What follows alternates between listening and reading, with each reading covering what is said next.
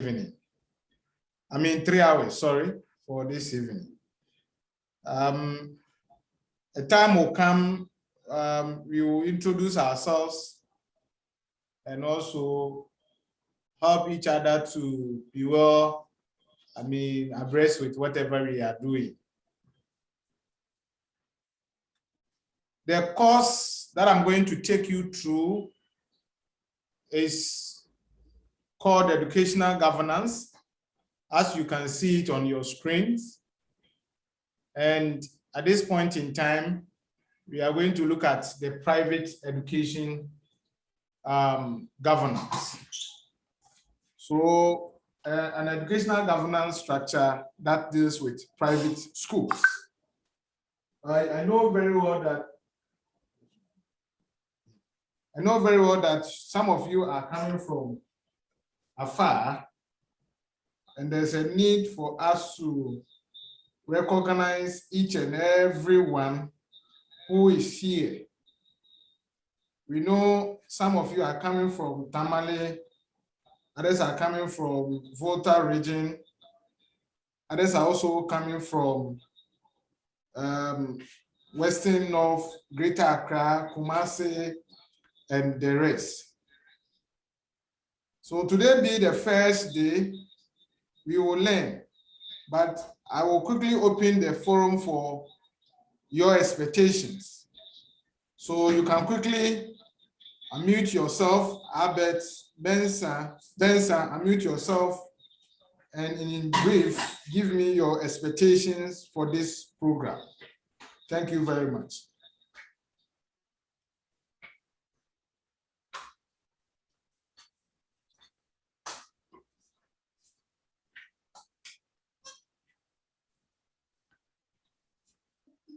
Yes. Albert, unmute yourself and share with us your expectation for this course.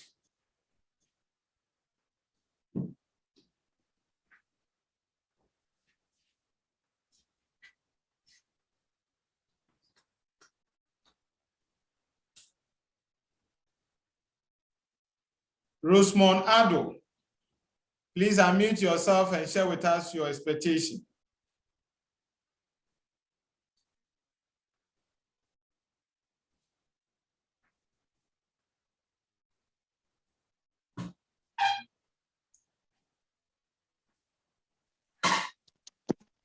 Yeah, hello. Yes. Good evening, everyone. Good evening. Yes, at the end of the course, I expect to know much about the private education sector, because I've been with the private sector for some time now, but I don't know much about the private education and the governance and all that. So I hope that by the end of the course, I'll learn much so that my school will be equipped with all that you have for us. Thank you. Thank you. Hello.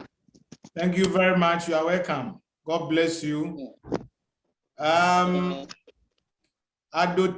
Anyivi. Adote Anyivi. Please unmute yourself and give us your expectation.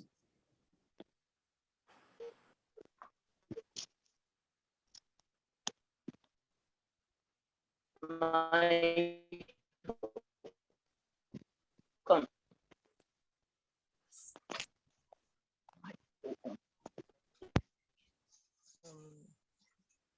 Hello.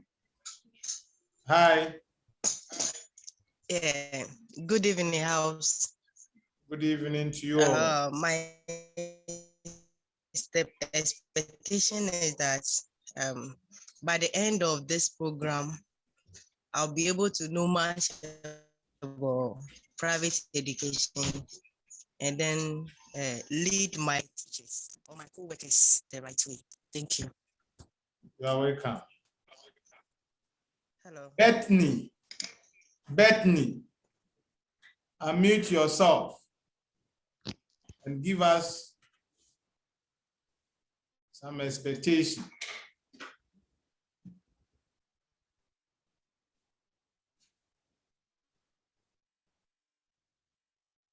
Bethany. Okay, yes. My name is Heidemann. I'm from Psu's Royal Academy, and I'm hoping to get a vast knowledge of the school administration program to bring the best out of the school I manage. You are wonderful, wonderful, and we take it into consideration. Thank you. Wahab Alams Moses. Wahab Alams Moses. Unmute yourself and then give us an expectation.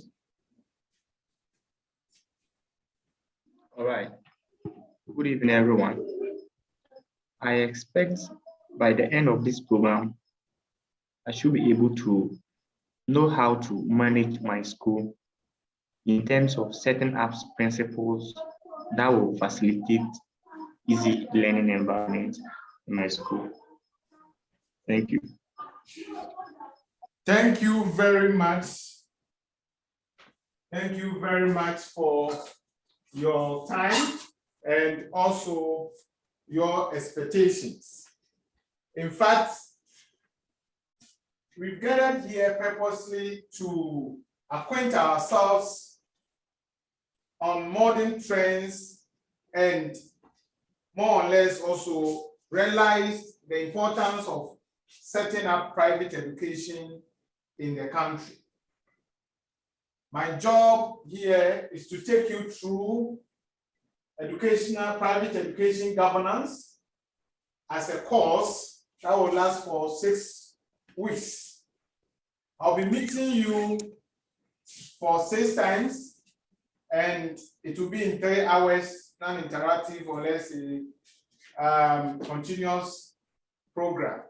So 6 o'clock p.m. like this till 9 o'clock. Educational governance structure has to do with the law.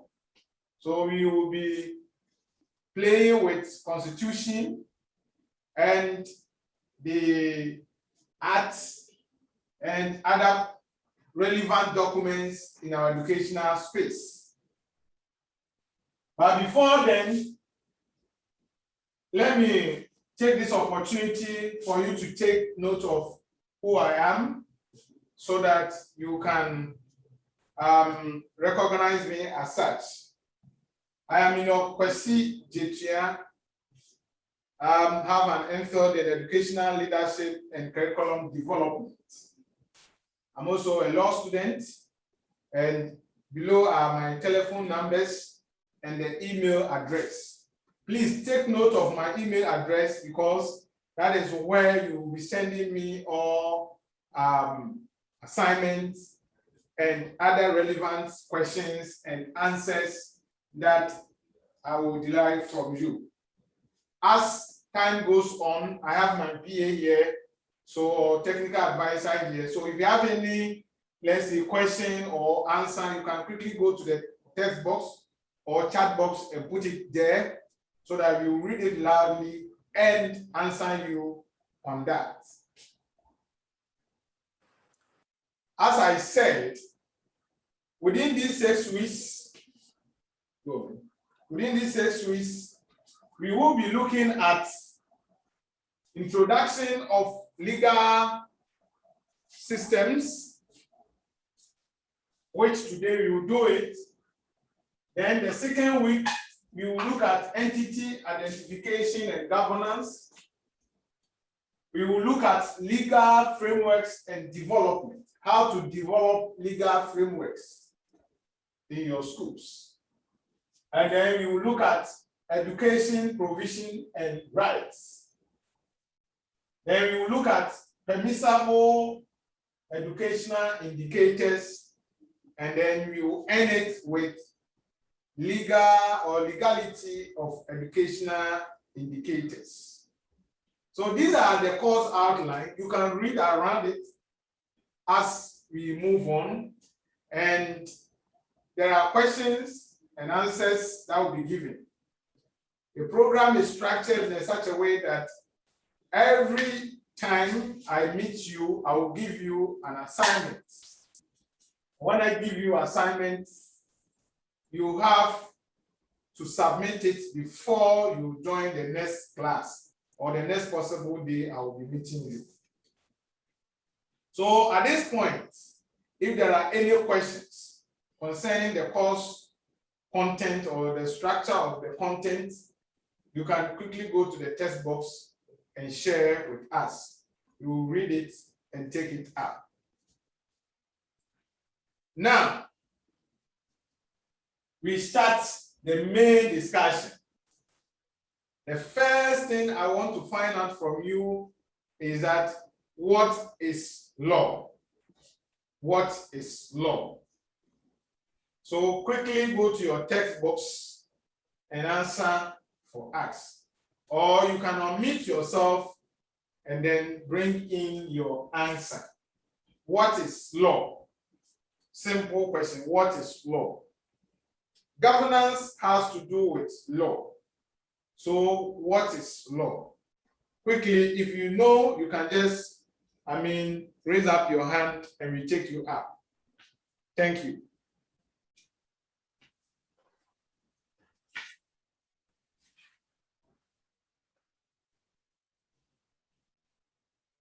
Yes. Or else I'll be mentioning names. We are in a classroom.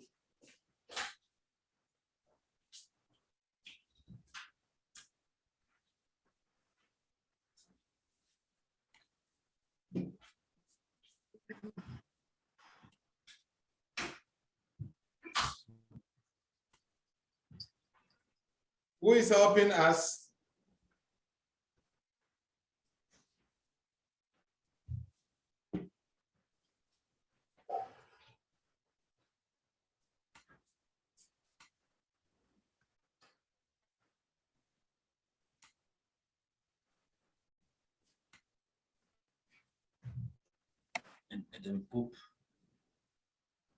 Okay.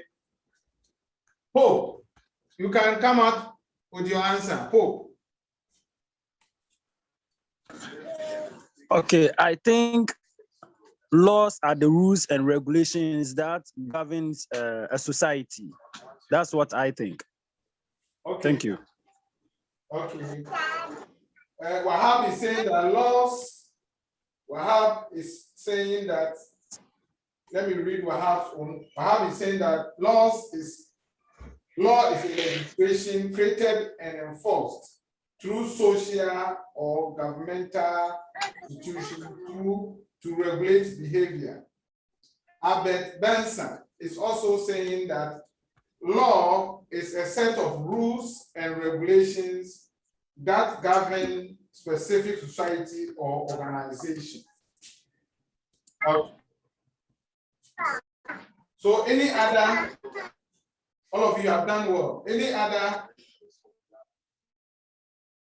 other? Okay, let's move on. So when we say law, in simple terms, all laws are rules. All laws are called rules.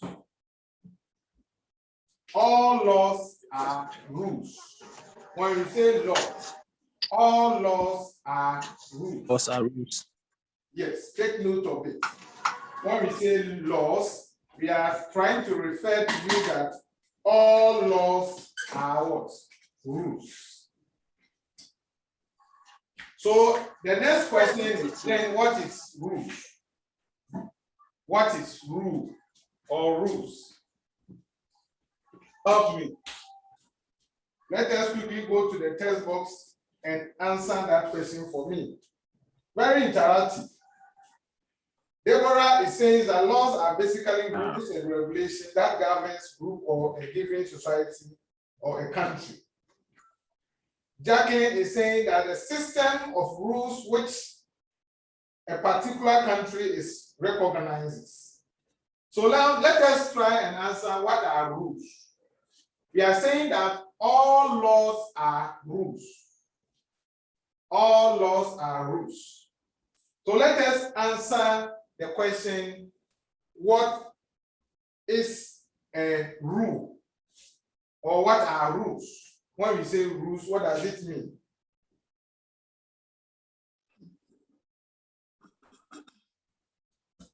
I'm waiting for your answers.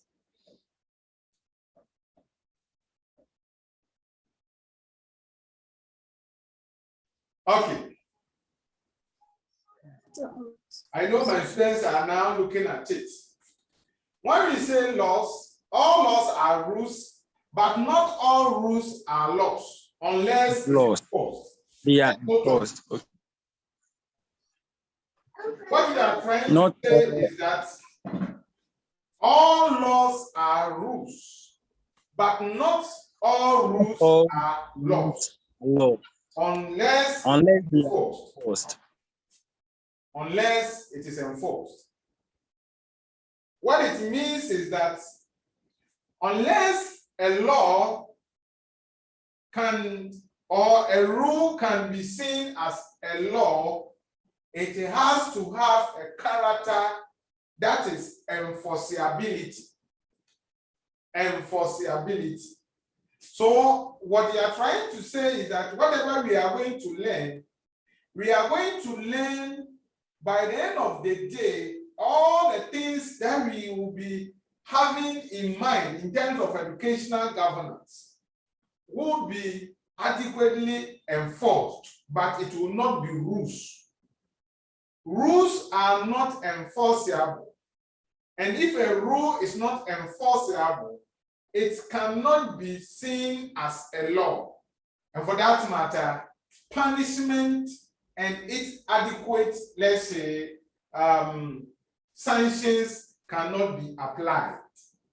In simple terms, what I'm trying to tell you is that if you run a school and that school has not been transformed, the obligations, the promises, the things in the school have not been transformed as part or has not met enforceable, let's say, measurements, those things cannot be seen as law in the school. So before your regulations in the school, before your activities in the schools can be enforced, it has to meet the law, or it has to meet enforceability, the structures of enforceability. So educational governance is not purposely teaching you the rules in a system, but rather educational governance is going to teach you how to apply the rules and make it enforceable, and that is the law. So educational governance is going to help you to understand educational law in the system. The laws in the system in terms of education. And that is what we are here for. So today I'm going to take you through the legal system in our educational structure. And if I say the legal systems, things that we're supposed to know as part of our educational system, and things that are supposed to be in place as part of our educational system. And when we put these two things together, then it becomes the enforceable. As time goes on, if you have any question, you can quickly go to the chat box and then ask. Rules and regulations set to be followed. Sophia Odum, thank you very much for your contribution. Now, let us move on.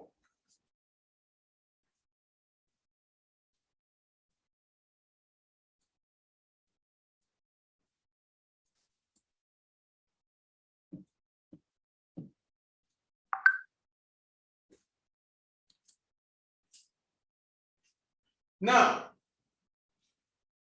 it is very important for you to know that the legal frameworks and the statutes that have been put together has certain phenomena and certain states, or let's say steps, before those frameworks can be seen. There are a lot of educational frameworks in Ghana, or there are a lot of legal frameworks in Ghana. And when we talk of legal frameworks, we are talking of the kind of legal systems that exist. If you talk of statutes, we are talking of kind of understanding that has been approved and has been gazetted. So there are two main understandings you need to get here. We have the legal frameworks. When you talk of legal frameworks, we are talking of the kind of structures, law structures that exist in our educational or in our country as Ghana. And when we talk of statutes, we are talking of some of the structures that has been approved by Parliament. And with a study of the law, you will realize that all laws started as a basic conversation or conventions, traditionals, creed. When we say traditional creeds or conventions, we are talking of individual promises like you and myself. If you have a promise to be honored and that promise has been accepted, it becomes a convention. It becomes something that binds you. So we can say that a convention at this point, traditional creeds are the basis of all our laws in the country.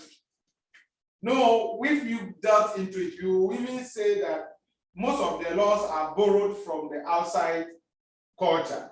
But when you come to Ghana, the kind of community engagement, community meetings, norms in our societies, if we put all of them together, we call them conventions and traditional creeds. What I'm trying to say is that it is one of the legal frameworks that we need to understand. So your school can be in an environment that a convention or a traditional creed, if you disrespect it, it means that you have flouted against the laws of the state or the community, and you will be sanctioned as such. So the first legal framework that you have to look at it in terms of educational governance is with you, is that conventions, traditional creeds, and you can name them. Some of them are taboos in your jurisdictions. You need not to do this, you need not to do that. It's being sanctioned by the customs of your traditions. Is what we call convention and traditional creed. That is the first basics of what we call the legal frameworks. The law recommends and the law seeks to that one as well.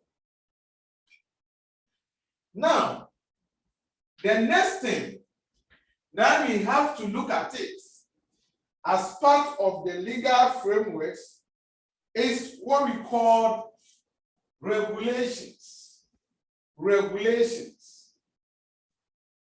Most of you have been using regulations, or my school, in your schools.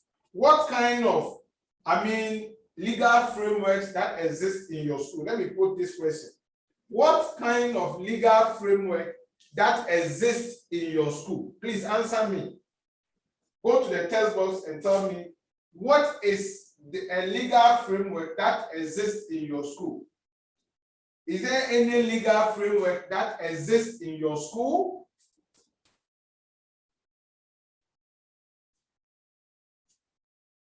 you can answer me with a text.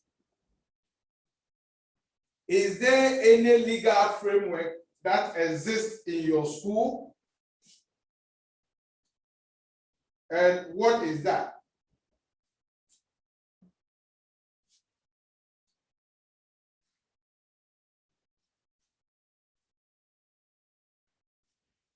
Anyone with the answer can also raise up their hand and share with us.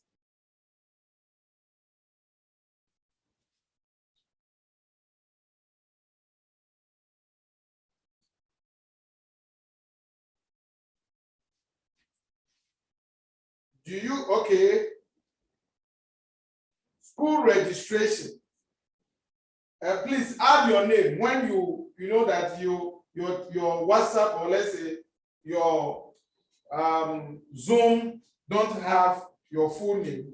Add your name at any point in time so that we can address you appropriately. So somebody said that school registration. Okay, you look at it as time goes on. Attendance and punctuality. Most Wahab is saying that attendance and punctuality is one of the legal status or legal frameworks that exist in the school. Okay, yes, let's move on. Any other, please? Any other? Attendance, Jacqueline. Okay. Any other? Okay. Most of the times, you will realize that proprietors call something like my school policy. This is a school policy. But we will look at it, whether it is a legal framework and is enforceable or it's not enforceable. Whether a policy is enforceable or not, we will look at it. Some schools also state that these are rules and regulations. Whether we should be using rules and regulations at the same time as students, or let's say proprietors that they have learned educational governance, we'll be looking at it. When we say regulations, regulation is, and you can take note of it, regulation is a development, an acceptable norm or convention that has been put together or that has been codified. The actual word is codified. And I have put it there for you, codified. When we say codified word, or let's say codified status, it means that a promise that has been accepted in the society is what we call a convention. And when the convention is being accepted by a group of people so that peace and harmony will prevail, we call it regulation. We call it regulations. So, in simply put, regulations are acceptable rules and regulations or conventions that has been put together, that has been codified for the purpose of peace and harmony.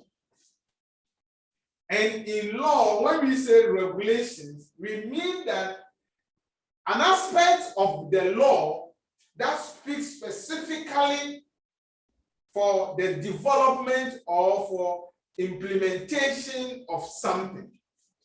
So in your schools, what you have in your schools should be referred as school regulations, but not school policies. What you have in your schools should be referred to school regulations. And we will look at the different things and even the structure, how it looks like and all that. So take note of it. School policies can be found under the regulation. So we can have that let's say, Deacon's Academy International School Regulation. And under that, you can have, or in that, you can have a policy in it, which are not enforceable. But one thing you have to take note is that conventions and traditional creeds sometimes are not enforceable because it has not gotten an enforceability character. But when we say regulation, a regulation is an enforceable, let's say, document. It means that if a school is being run with a regulation, then that school can enforce the detailed aspect of what? The regulation. So take note of it. Because we said that all laws are rules, but not all rules are laws. Take note of it. It means that there are certain policies or there are certain rules that you have them in your school, they cannot be enforced. And one aspect is it. For instance, if a school is being run that, this school tomorrow don't come to school, and a child comes to school the following day, you cannot sue or you cannot enforce it. But there are certain regulations, there are certain, let's say, directives. If it passes through the normal way of, let's say, a structured way of enforcing laws in the school, it can be enforced. For instance, if you employ a teacher and the teacher signs the employment act, the employment document, those things are enforceable. Those things are enforceable because it has passed through certain stages and the law see it as a legal document. So there are a lot of things that we are doing in the school. If care is not taken, those things cannot be seen as what? An enforceable or a legal document. So one thing you should understand is that regulations is higher than conventions. Regulations govern society and it governs, let's say, a country. It governs a group of people that they have a common belief. But convention is just a mere set of rules that has not seen its employ, let's say, the legal status. It has not seen or it has not felt the legal status of what? Development. So take note of it. We have seen two forms of regulation, two forms of legal frameworks. The next thing now we have to look at it is what we call, yes.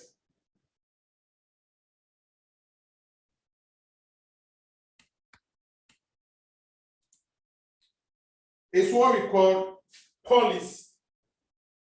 And I'm taking my time to explain this. By the end of the day, you will understand it, so don't worry. I know at this point, some of you are a bit confused, but you understand it.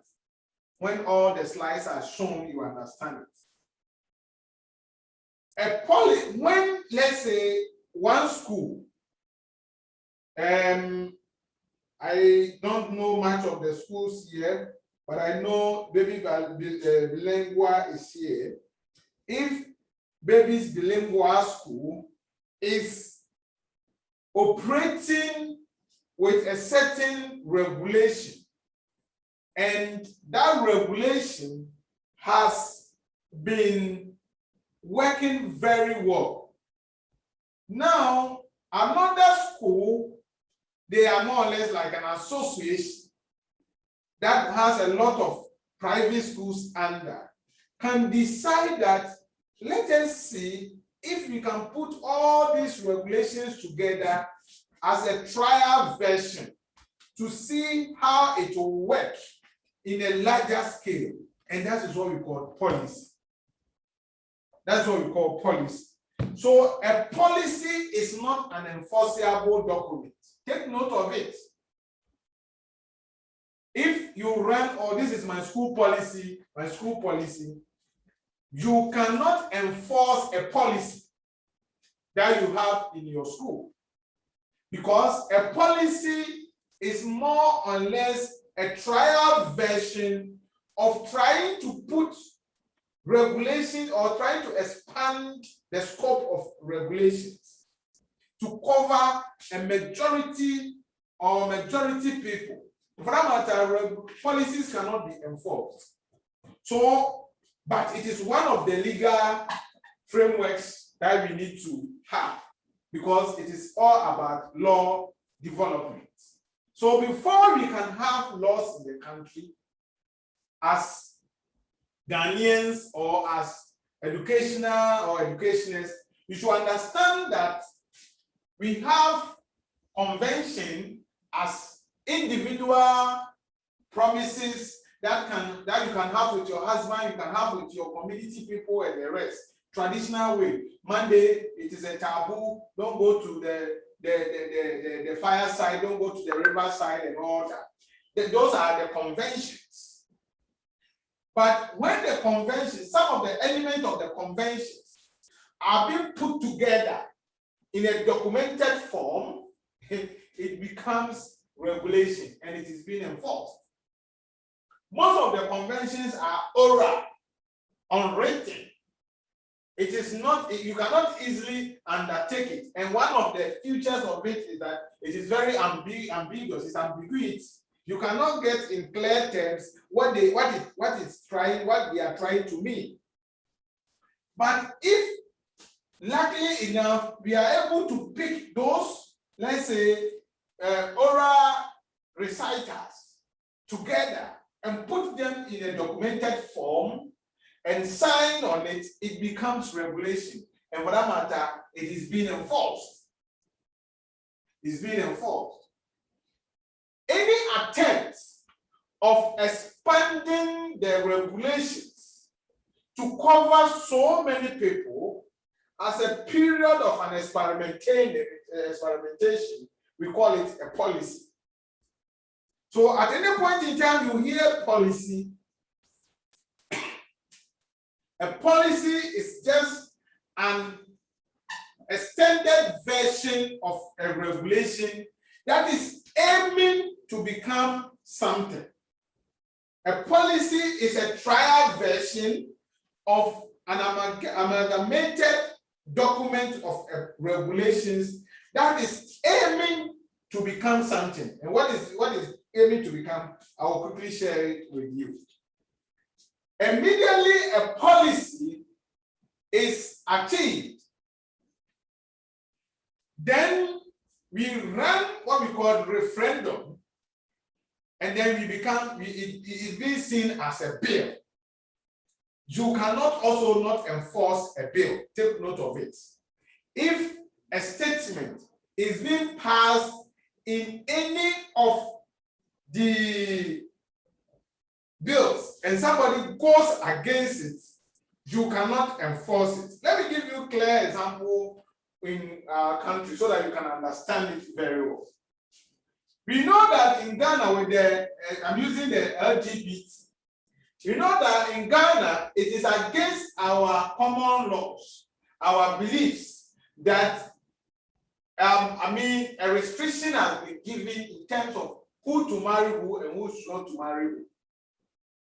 That is what we call conventions. So in your traditions or traditional rules, if a male is marrying a female, it's being seen as the right thing. If female is marrying another female, it's being seen as taboo. Those ones are called conventions in traditional creeds. So at any point in time that a man marries another woman, based on it, they enter into what we call ordination, ordinal covenants. And based on that, they become binding. So at any point in time, one of them wants to revoke or divorce, because it is a regulation, they cannot just do it that way. It has to be rectified. It has to go to court for rectification. Now, unless we want to expand marriage ordinance in a certain form that people who don't believe in the right way of our customs will not just be there, or who cannot just have their way through. So there will be a policy in marriage. There will be a policy in, let's say, traditional marriage. There will be policy for Christian marriage, and then, let's say, Islamic marriage. Those ones are not enforceable. So policies is just like an extended version of a regulation aiming to become a bill. And as we speak now, when you go to parliament, you will see that parliament is now facing the amalgamated, let's say, codified document of policies as a bill. So one of the 4 legal systems we have in Ghana is what we call a bill. And all bills are not enforceable. Take note of it. I told you that conventions can be enforced in the rural area. It's being mined by traditional rulers. Regulations are enforced because it has passed through the test of enforceability. Policies cannot be enforced. Bills cannot be enforced. But they are all aiming at experimentation. At this point in time, people can work around it. The policy, people can work around the policy aspect of it, but cannot be enforced. Then if you want the policy to be enforced, it has to move into what we call a bill. It has to move into what we call a bill. So the difference between policy and a bill is that policies just look at a group of people, a smaller unit of people who believe in a certain way. But a bill is an extended version of policies that is aiming to become a proper law to regulate the entirety of the country. Take note of it. When we say a bill, like an association cannot pass a bill, a school cannot pass a bill, but we can pick the policies of various schools all together and pass a bill for private education in Ghana. And then when that bill is passed, then it is not your policy again or alone, but it is rather applied to everybody in the country who are under that school. As we are going on, if you have any question, you can quickly go to the text box and ask, or the chat box and ask. The next thing that we have to note is that immediately a bill is laid before Parliament, and at any point in time you hear bill, you have to know that it is in the hands of parliamentarians. So institutions like a school can work with conventions, a school can work with regulations, a school can work with a policy. But a school cannot say that we are passing a bill. Let us look at something here. You have seen legislative instruments. We call it LI. It's very important to know that LI, or legislative instrument, is also one of the legal frameworks but it is not a statute. Convention is not a statute, it is a legal framework. Regulation is a statute and a legal framework. Take note. I'm saying that convention is just a legal framework. It is not a statute because it cannot be enforced. I mean, it can be enforced, but there are no prescribed sanctions that has been laid down. Regulation, since it has been codified, so it has the basis of legal framework and a statute. And for that matter, it can be enforced. Policy, looking at policy as it is, it's just a legal framework. It cannot be enforced. A bill is just an illegal framework. So a bill is a summary or a summation of policies that wants to achieve a purpose. But assuming we have a bill that is before Parliament, and we need to go through a certain form of, let's say, consultation before the bill will be passed, and there is an issue that has come out, a component of that bill can be taken, not all the bills, assuming the bill has about 28 pages. A component, or let's say an article of that bill, can be taken and quickly slotted into Parliament and it will be passed. And if that act, or let's say an article is passed from that bill, which is awaiting for its maturity, we call that law as legislative instrument. Ask a question. At this point in time, please ask your question. If you have any question, you can ask right now, and then we move on.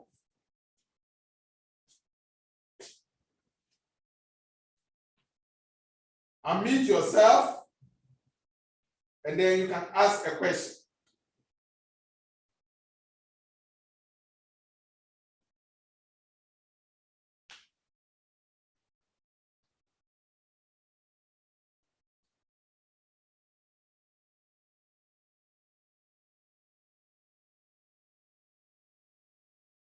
Is there any question?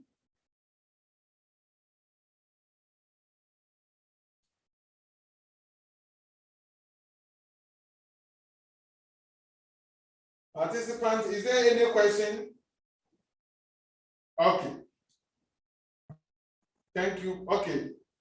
Baden is having a question. Baden, unmute yourself and ask your question. Okay. Percy Baden is saying that, can you please go over the LI? Techno, I've been asking you that, please, when you type your question, okay, I'm Abraham, go. Please, the LI again. Well, so let me take the LI again. Okay, now we know that there is a bill before Parliament, that is LGBT bill. Assuming the passage of the bill will have to meet all the consultation, all the kind of, hula balloons and all that. And there's a pressing issue. There's a pressing issue that needs to be addressed quickly. And we have looked through all the papers in Ghana. We don't get the answer, but we can get the answer in the bill.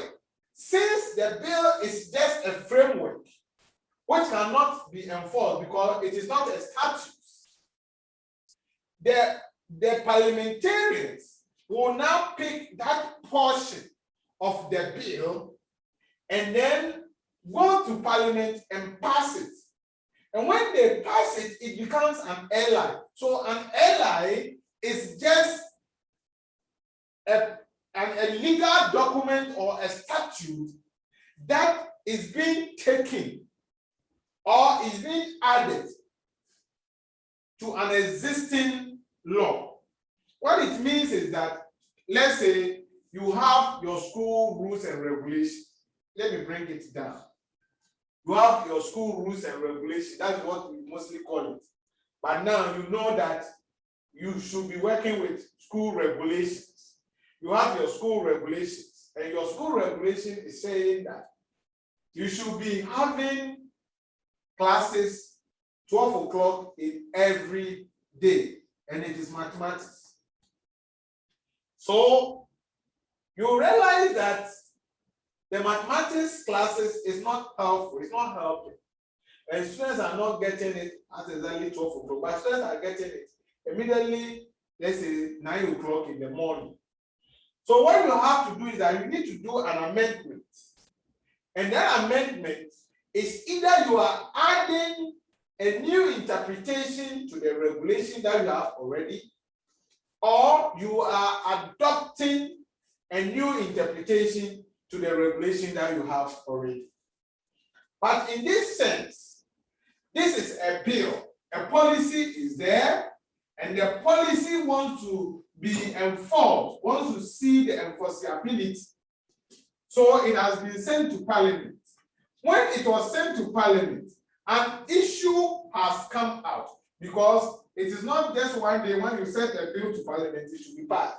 It has, we will learn it how laws are being passed. So it has to meet the stakeholders. We have to conduct niche assessment and all that. And we realize that a pressing issue has occurred. So quickly, what we have to do is that we have to pick a portion of the bill. If that is answering to the pressing issue, we have to pick a portion of the bill and then quickly go to Parliament and pass it. If you pass that bill, it becomes an LI, legislative instrument, because it is not all the bill that has been passed, just a portion of it has been passed. It becomes a legislative instrument. So for instance, during the time the President Atamis died, Ghana had not experienced such thing before. So there wasn't any formal way of, let's say, addressing the issue. So Parliament quickly wrote a concept paper, and it was passed as a legislative instrument to ensure that a transitional period will be emerged where the vice president will be sworn in to become the president. So at any point, at any particular time that a need arises, that you need certain, let's say, orders or directives to be in place, and you quickly do it, we call it legislative instrument. And we look at who has the right to pass legislative instrument and all that. But now, my objective for this evening is for you to identify the kind of legal frameworks that exist in the country, and those that are statutes. And if you say statutes, it means that they can be enforced. And those ones are the things that I'm giving to you now. I said that all laws start from conventions, then we move on to regulations, then we move on to policies, then we move on to bills, and then we can have legislative instruments from there. Now, let's move on.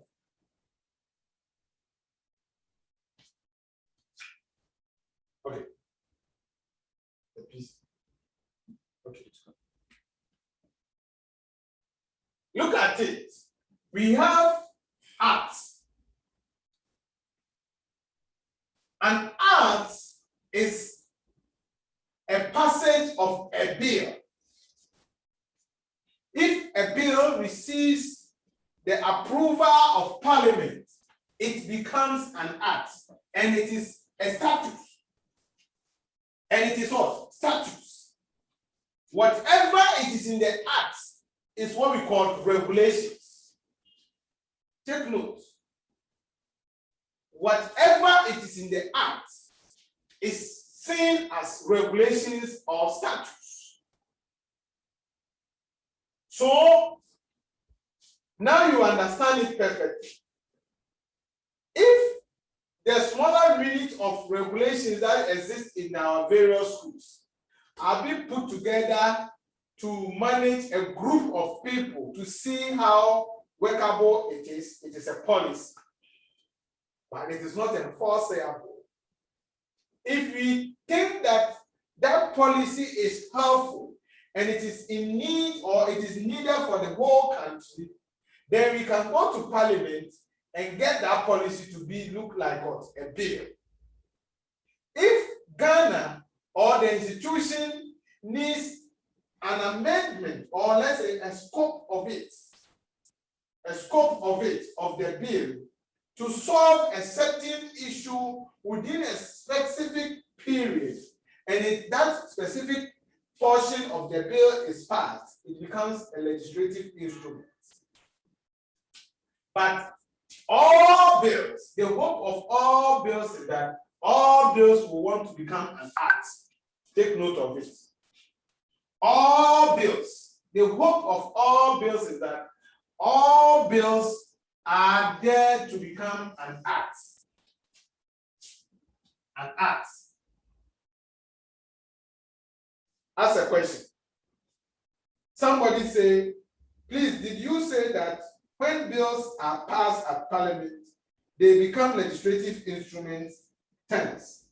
What I'm saying is that, Rosemond Ado, what I'm saying is that when a portion, listen, when a portion of a bill, or let's say a section of a bill which is awaiting to become an act or to be passed so that it will be called an act, is passed. When a section of a bill is passed, it is called legislative instrument. Take note of it. But when the totality of the bill is passed, it is called an act.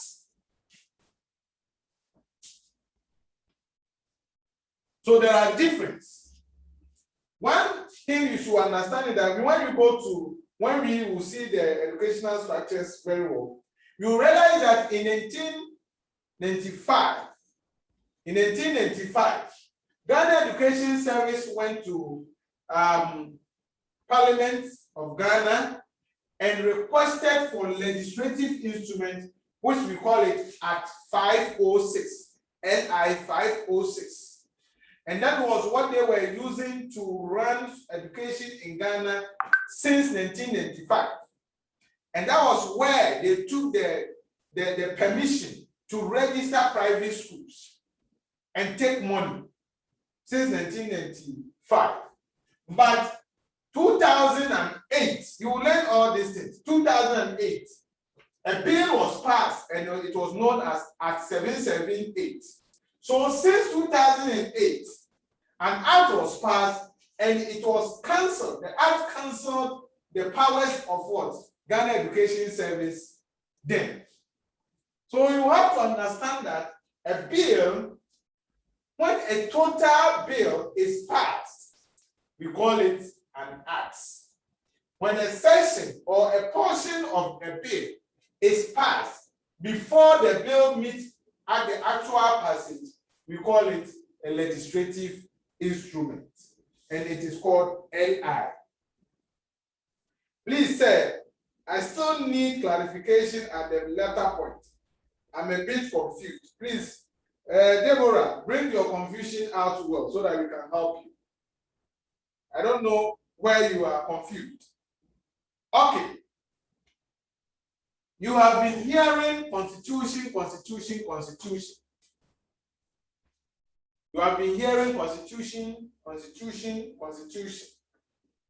And this is the beautiful story. Legislative instrument is a statute. When you go against it, you can be imprisoned. You can be sanctioned. An act is an enforceable document, and it is called a statute. Constitution is a statute, and it's also an enforceable document. This is how it starts. Before the Constitution will come to play, it has to start with a convention. Take note of it. Some of the conventions would have been an existing regulations that are existing in some kind of levels and other occupations, which we call it bylaws. Take note. So your district laws here are regulations, but another name for it is called a bylaw. If the bylaws are being put together, then it becomes a policy. So we can have local government policy, health policy, private schools policy, education policy. You've been hearing all these things. When these policies are also being combined and you want to put it in a national in character, we call it a bill. Then we just slot it into parliament. If a portion of the bill is passed, before its maturity, we call it legislative instrument to solve specific challenge. But if all the bill, the document, the whole document of the bill is passed, it is called an act. Now, here is the Constitution. Constitution is the summation or let's say a codified document of all acts. Take note. When we put all the sedimented acts together, you get the Constitution. So in breaking it down, you can have a Constitution and then you can get its equivalent acts. So Article 25 of the Constitution speaks about education. So when you come to education, you get Educational Act or Education Act. And currently the Education Act that we are using is at 2010 at 1023. Take note, at 1023. That is the current Educational Act that we are using, which was passed in 2020 during the lockdown. So take note of it. We will delve into all these things within these 6 weeks. And then the Constitution is the apex document. But you can also, at any point in time, you hear municipal law. You are now getting to know the basics of the law. So when you hear municipal law, it is called a constitution. And if anybody is referring to a municipal law, the person is trying to say that Ghana is a municipality in Africa. Take note of it. So municipal laws are not your municipality law. We are talking about the constitution. If you hear somebody saying that using a jargon municipal law, it is rather trying to tell you that Ghana is a municipality in Africa. And the laws that in the governing Ghana is what we call the municipal law. And it is a statute. When you go against the level, the spirit and the characters of the constitution, you will be sanctioned. So these are the legal frameworks that we have in Ghana. We have one, convention, traditional creeds. School, we have regulations, we have policies, we have bills, we have legislative instruments, acts, and then constitution. At this point in time, ask your question before we move on. Let us do oral questions a bit. So you can unmute yourself, and if you have a question, you can ask as we move on. Other than that, I'll mention names so that you ask a question. Somebody should ask a question, please. Don't say that everything I said, you understand it. The class is supposed to be interactive.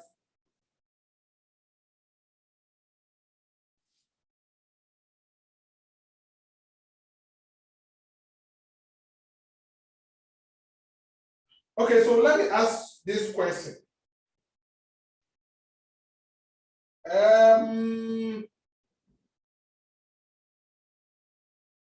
Okay, Musa Majid, ask your question.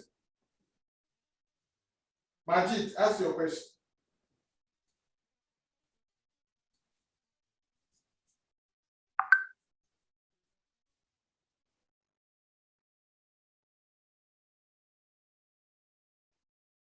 Majid.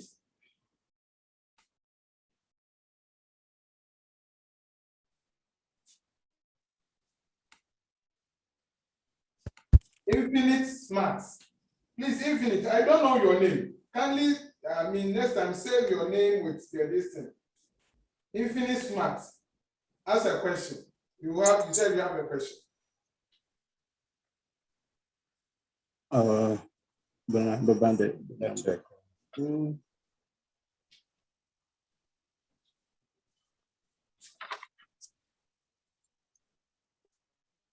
Hello. Yes, we can hear you. Yes, sir. My question is, if I can hear you very well, that means bills move to become legislative instrument. And the question I want to ask is that, suppose we have a bills from education and a bill for, let me say, a Greek side, and then the other side, maybe a bills which have to deal with the economies of the country. So these three bills put together, and if the portion of it to say the agricultural or a bill talking about the agricultural has been passed, that means that one becomes the legislative instrument. Okay. Thank you very much. So you can have a policy that speaks only on education or agri or finance or any of the, let's say, ministries that exist in Ghana, and that can translate into a bill. So when it's passed, it becomes an educational act, or let's say an agri act, or finance act, or military act. They have a name for most of them. So okay. A bill cannot be passed if a great bill is passed, or let's say educational bill or education bill is passed. It cannot be a different thing. What I was saying was that legislative instrument is just a common paper. It is just a paper. Assuming the bill has 10 pages. Assuming the bill has 10 pages. And like, let's say the LGBT bill. I hope you are aware that LGBT, there's a bill before Parliament. Are you aware? This I'm asking you a question. Are you aware? Okay, so you are aware that a bill is before Parliament known as LGBT bill. If before the bill will be passed, it has to meet certain, let's say, platforms before the bill can be passed. But assuming that during the time we are waiting for the bill to be passed, there is a pressing issue that we need to look at it immediately, and it is found in the bill. That pressing issue, that column, that speaks, that addresses that pressing issue, will be taken out from the bill, and then that pressing document will go to Parliament and receive what we call legislative instrument on that. So the beautiful aspect of it is that, of learning this, is that sometimes people will be saying that, oh, the bill has not been passed, the bill has not been passed. But a section, it can be that a section of the bill has been passed. as a legislative instrument, of which when you go against it, you will be penalized. I think now you understand the reason why the legislative instrument is very important. If a bill is passed, everybody will be known, oh, an act has been passed and all that. But politicians and anybody can just quickly fall forth and get a component of the bill being passed as a legislative instrument. And when you go against it, you will be penalized. So that is how it is. Thank you very much. Any other question? Somebody was saying that I should throw more light on the convention a bit more. When you were saying a convention, for instance, more or less like tenancy agreement, they are all conventions. Tenancy agreements. It doesn't matter. Your tenancy agreement that you have had with your tenants and your landlord is different from what I am having now. So it is your convention. The kind of minor laws that exist in your daily routines, promises, even the promise, a promise that you make, I'll buy you this, I will do this, I will do this. There are sometimes you meet the teachers and tell them that, oh, this point in time when school closes or vacates, we are going to have a party. It is a convention. It is a promise. And sometimes you'll be going scot-free if you don't oblige or you don't do it or you don't fulfill it. That is how it is. Any other question here? Please, what is the difference between acts and constitution? Very good. Wow. The difference between the acts and the constitution is that an act just look at a certain group of people. So we can have educational acts. It covers only activities in the education. Now we can have pre-tertiary education acts. All the tertiary institutions, it doesn't cover them. We can have, let's say, tertiary acts, tertiary education acts. If your school is under pre-tertiary, it doesn't cover you. But when you say constitution, that is why I narrowed it down and told you that some people can call it a municipal law. What a municipal law or a constitution means is that it puts the whole Ghana into one group. So when Africans meet, let's say the heads of the African unions or states meet, they will refer to Ghana's constitution, the 1992 constitution, as our municipal law, where it takes into an effect the acts and all others. But the clear difference of an act and a constitution is that act is just, the constitution is just a window. Constitution is just like a window. It just gives you a gist of what you shouldn't do within a scope. Act gives you the detail, the room of the house. It gives you the detail, what you shouldn't do, how you should go about it, and the rest. So constitution is higher than act, and act is higher than legislative instrument. Legislative instrument is more powerful than a bill. A bill is more powerful than policy. A policy here, look, a policy here is not superior than, let's say, regulations, but it is more documented than regulations. You should understand. What I'm trying to say is that if you come from here, you come from the constitution, constitution is more reliable. If you offend the spirit and the characters of the constitution, you'll be seen with a different eye than offending the acts of the parliament, let's say, committing an offense against the acts. If you commit an offense against the acts, you'll be seen more in a different eye than committing an offense against what? The legislative instrument.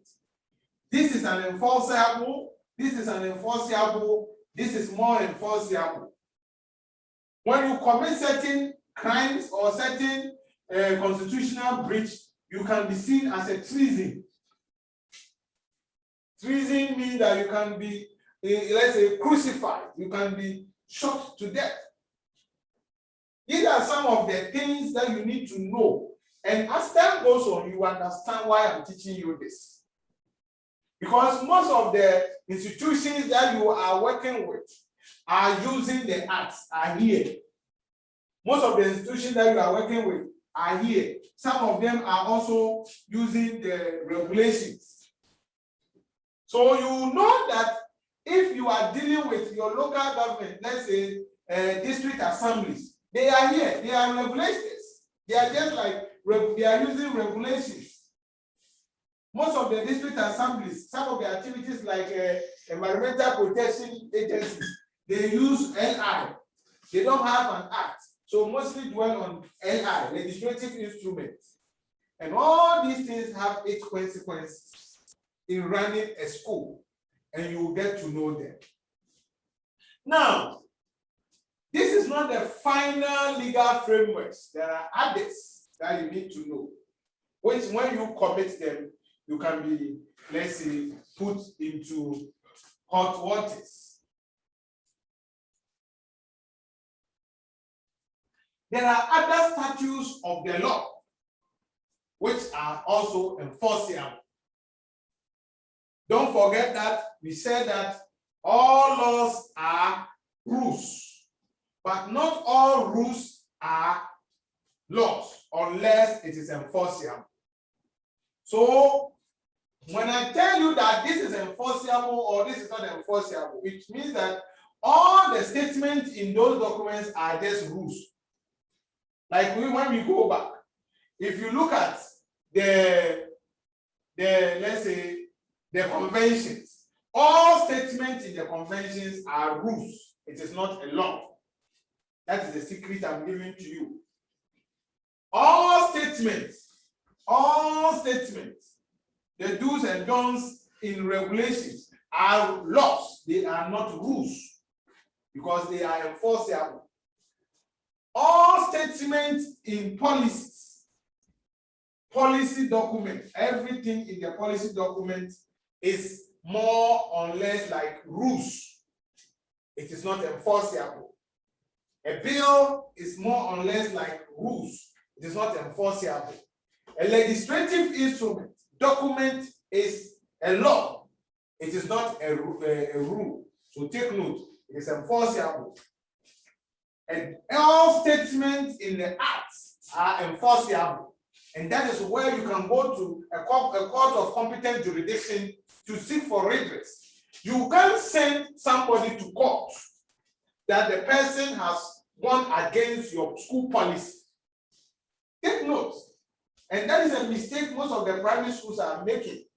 And they've gone against my school regulate policies. The moment you say that, you give room for those with the legal understanding that you cannot apprehend or you cannot enforce it. But rather, they have gone against my school regulations. And I will teach you how to develop a school regulation. Most of the things that we have in our schools are not enforceable. That is the sadness aspect of what we are having. That is why parents come to your school, don't pay the school fees, they run away, and you cannot do anything to them. These are some of the secrets. So let us move on. Aside this, there are other legal documents that are also enforceable. And here we have recommendations. We have recommendations. At any particular time, somebody say, please, what? Please, it means act is formed within a constitution. Yes, please. You are Joseph, you are right. An act, when we put an act together, we get a constitution. You are right. At any point in time, there is a committee set up. The constitution mandates a status, or let's say a legal organization to set up committees. So if a committee is formed to look into matters, what has happened for a certain period of time, and come out with recommendations, when they write their recommendation and then the president issue a white paper on it, it becomes binding. Take note. For instance, what happened at Edra? What happened at Edra? If Edra recommendation, the committee, Edra committee came out with certain recommendations, if the president who mandated them to go and work on it issue a white paper to that recommendation, it becomes binding. So it means that it is being seen as part of what? The statutes. But do you know that when next week, when we learn, you will get to know that some of you who have established your school, you have an executive powers that you can also set up committees and issue a white paper on that. That will be binding in your school. You will look at it next week. You will see who can play the law, who has the right to play the law. And if sometimes when I see some of the proprietors, the kind of privileges and the kind of rights that you have, and people are cheating on you, I look at it and say that ignorance is the issue. So at any point in time, a committee is set up by a statutory body. Take note, by a statutory body, and a recommendation comes out from the committee. The head of that statutory body issue a command, issue a paper, and in law we call it a white paper. That recommendation becomes the law or an aspect of the law. And when you go against it, you will be penalized. Take note of it. The other one is what we call precedence. We call it precedence. And as the name goes, the precedence is assuming an event has taken place. And it was the first in its kind. So we had a way of dealing with it. And the way we dealt with that the event, it has left us with a landmark, or let's say an exemplary way of going about it. Then that issue, or let's say status, is being seen as a precedent. So for instance, during the time the COVID came in, the kind of measures that we took, all those where the nose masks, do this, do that, if government issued a paper on that, it has become a binding rule, and law has to be enforced from that. So take note of it. Precedence is also one of the status, or let's say statutes, that we see it, and when you go against it, you can be penalized.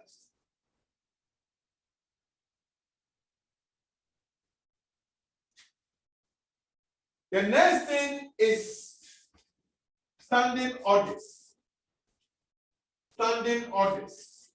Most of the times, the standing orders are seen at the, let's say, the law rooms or court rooms, and then parliament. But schools can also have standing orders. And your dress, you have something like school dress code or school uniform or whatever, the way you let the teachers dress. It is a standing order. And simply put, when you go to court and you are not officially dressed, you cannot represent. I mean, let's say when you go to parliament, let me put it in parliament. There's a way you have to dress when you are going to parliament. It is their standing order.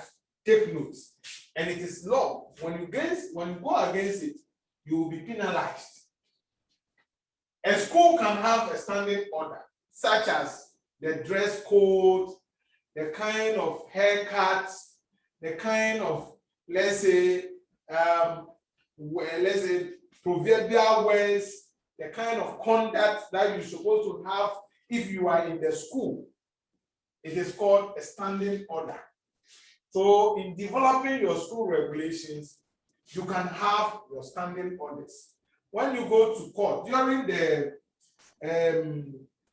election petition, one of the petitioners, lawyer, witness, came to or went to court half dressed. We call it naked dress, half naked dress.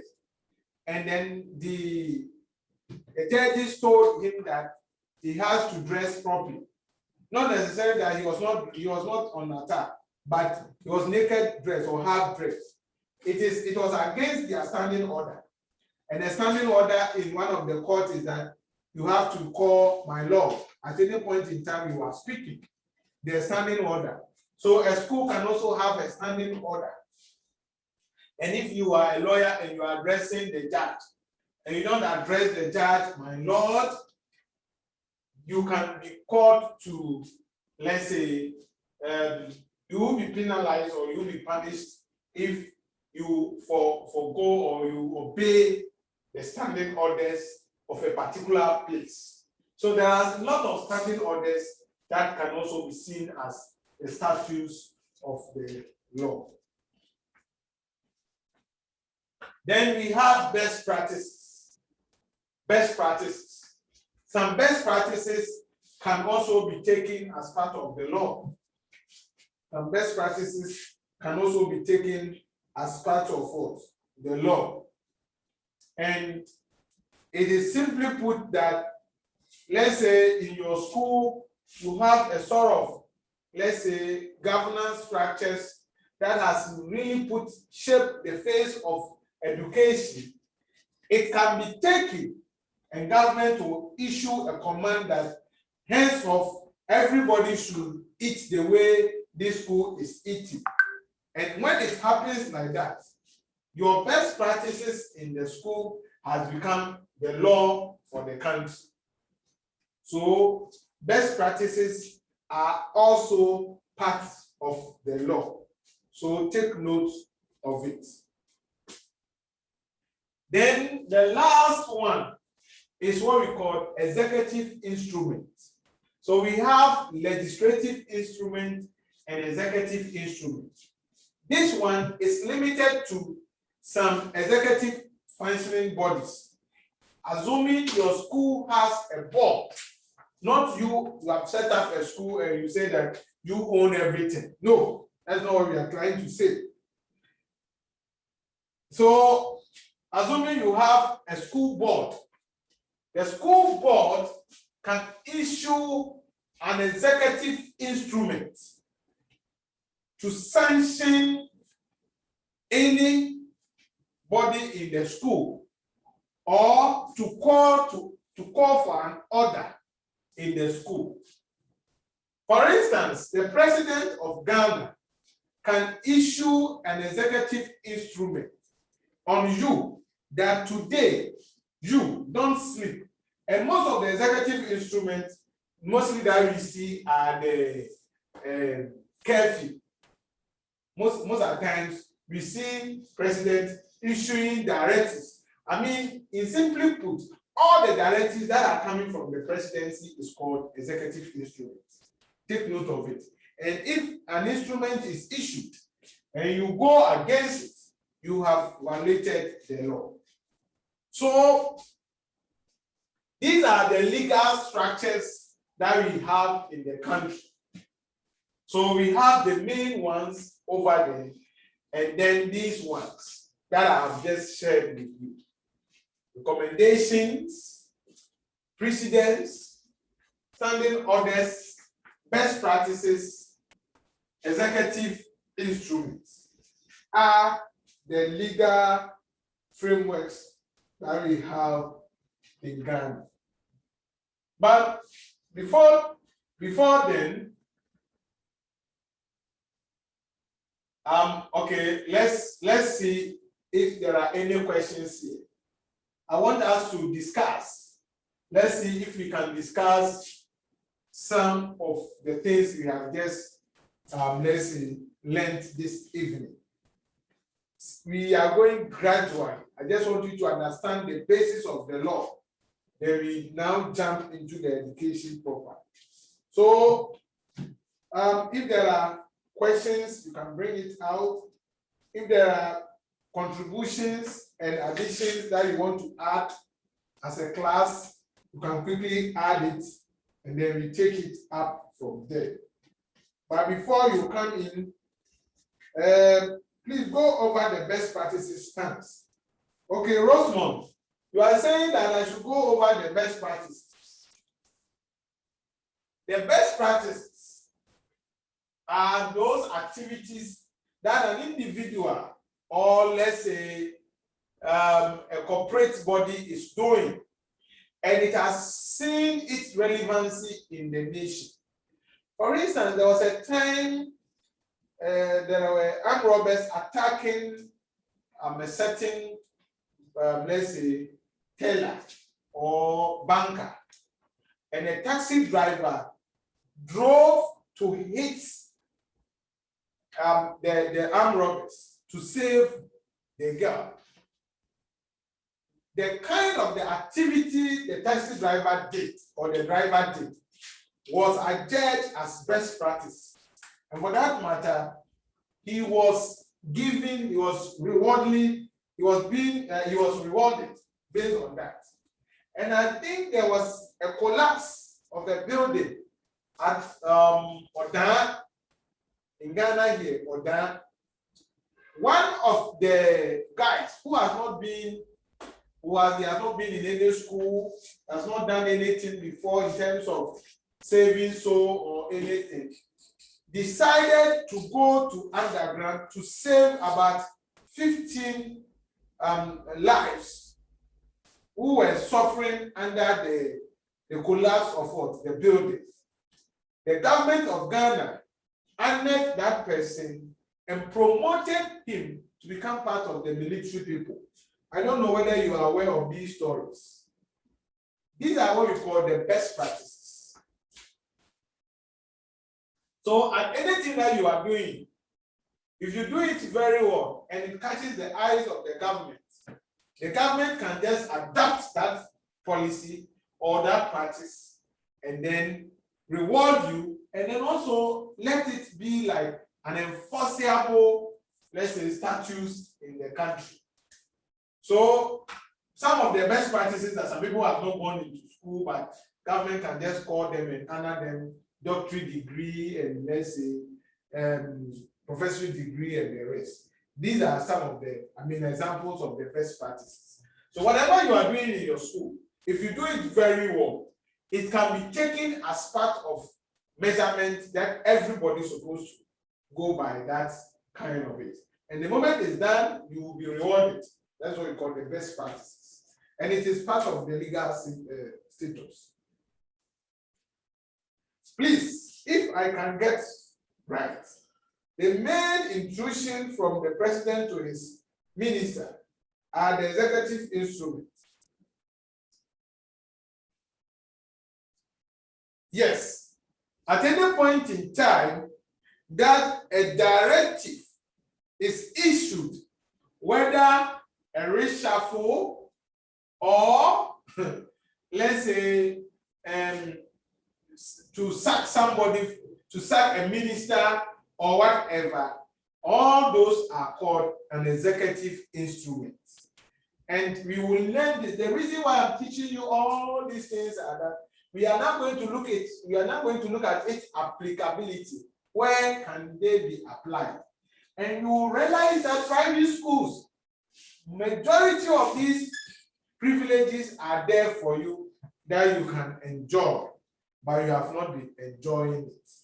So, yes, I think the one who asked this question is Joseph.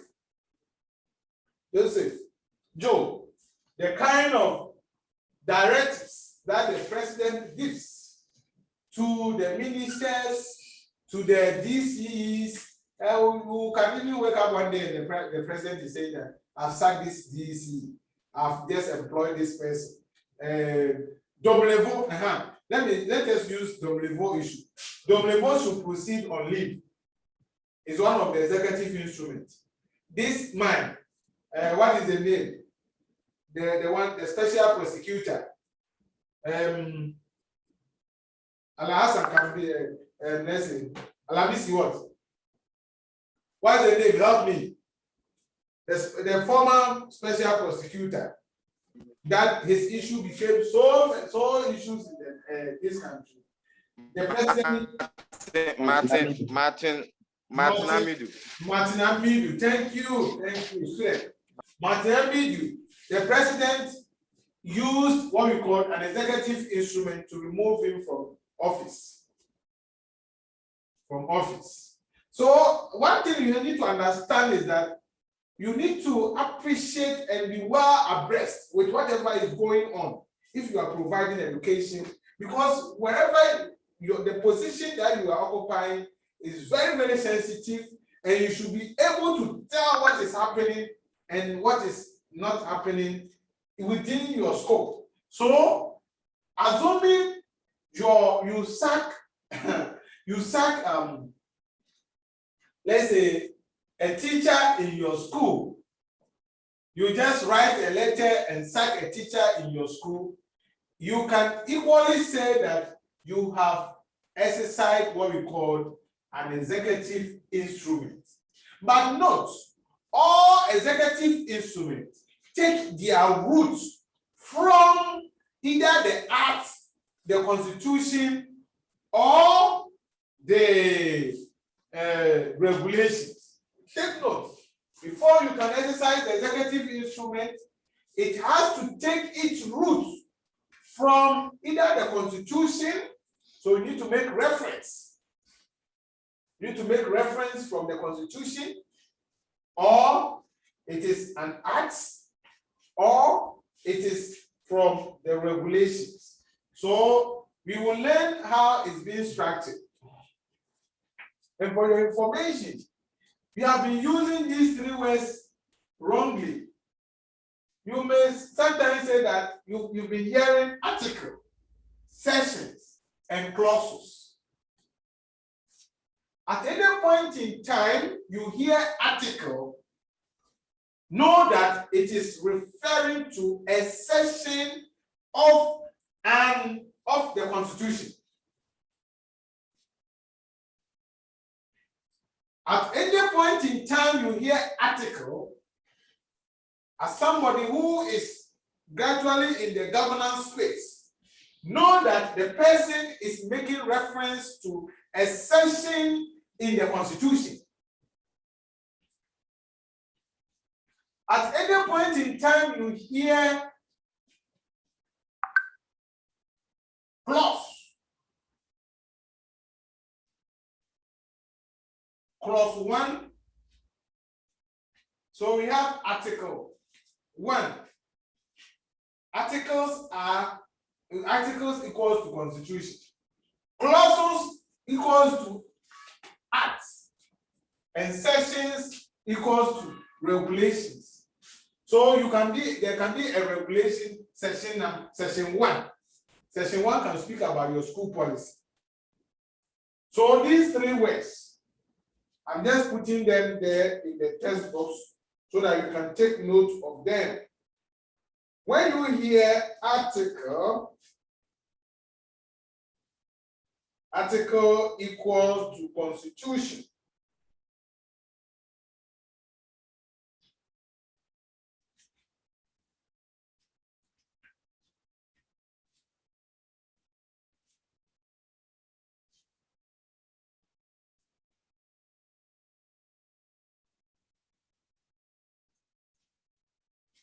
When you, okay, Joseph, Abraham, I will explain your question for you, but let me finish what I'm doing. When you hear clause equal to acts, and when you hear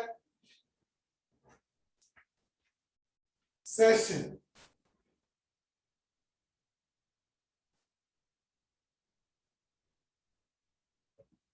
is equal to regulation,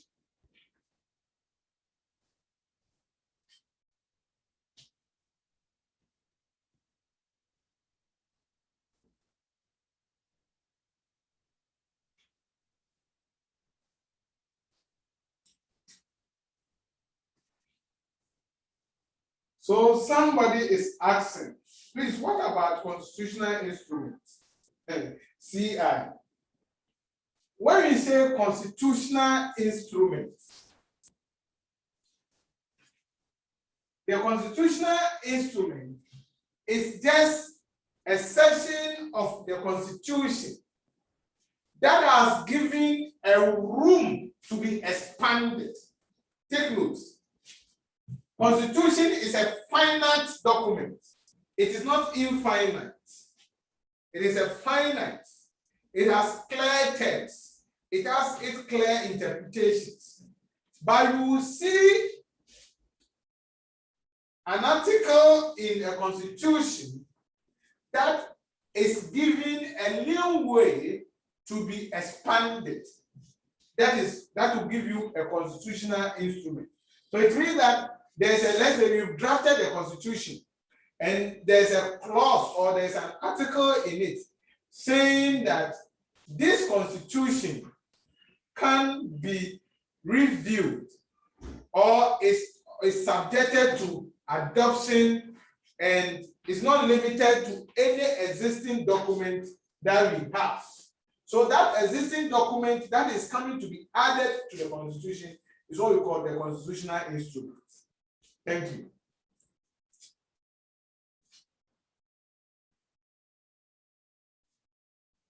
Let me sit down and then we do more interactions.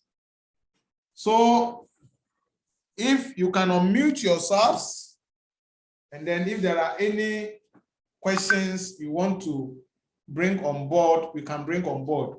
But I will give you assignments before we go.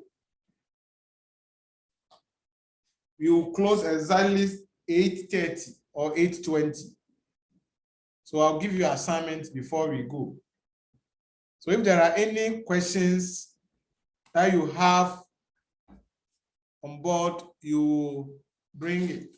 But before then, as your questions are coming, I will ask you certain questions and then you will be answering. So please, Albert Benson, you can unmute yourself and let us try as much as possible to answer this question for me. Thank you. Albert,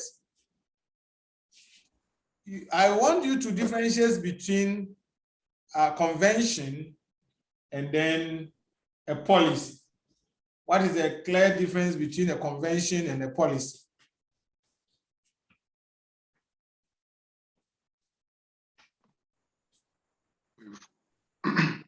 With what I listened to from you, you were saying that a convention is whatever we have in, for instance, our school year that we have put in place to maybe make sure that things are done the way we want them to be.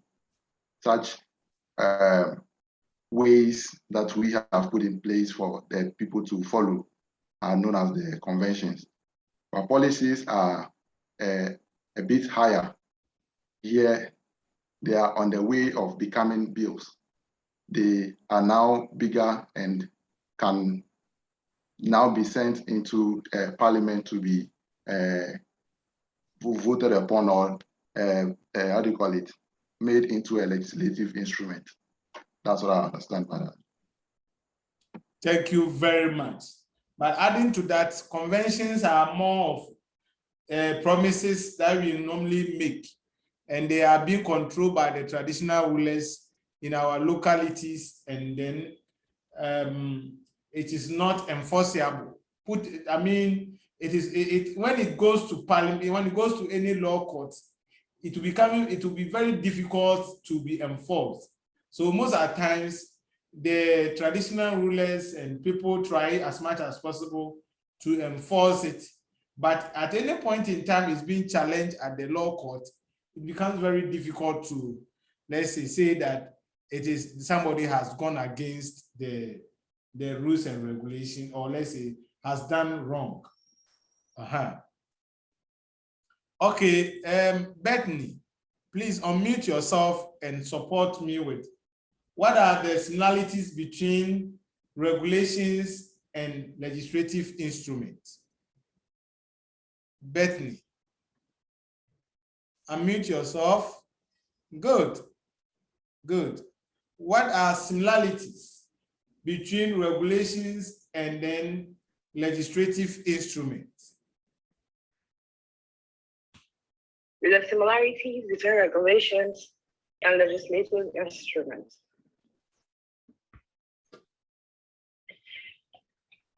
Regulations are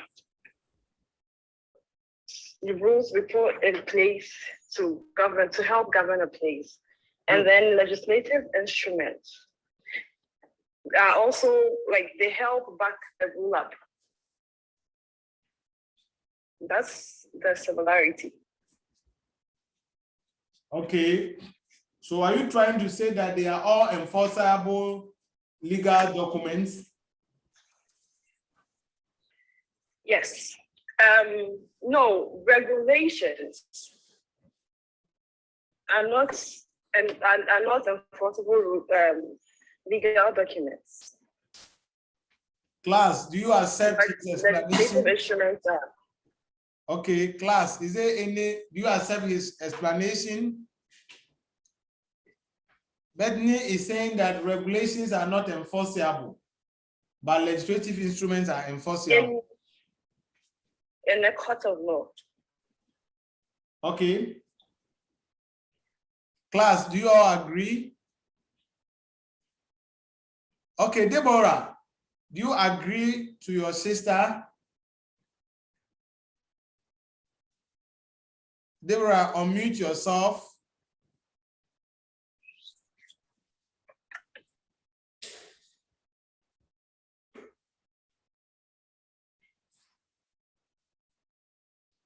Deborah, unmute yourself.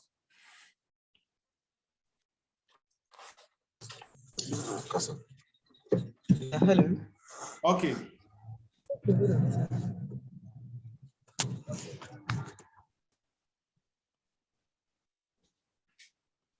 Yes, Deborah.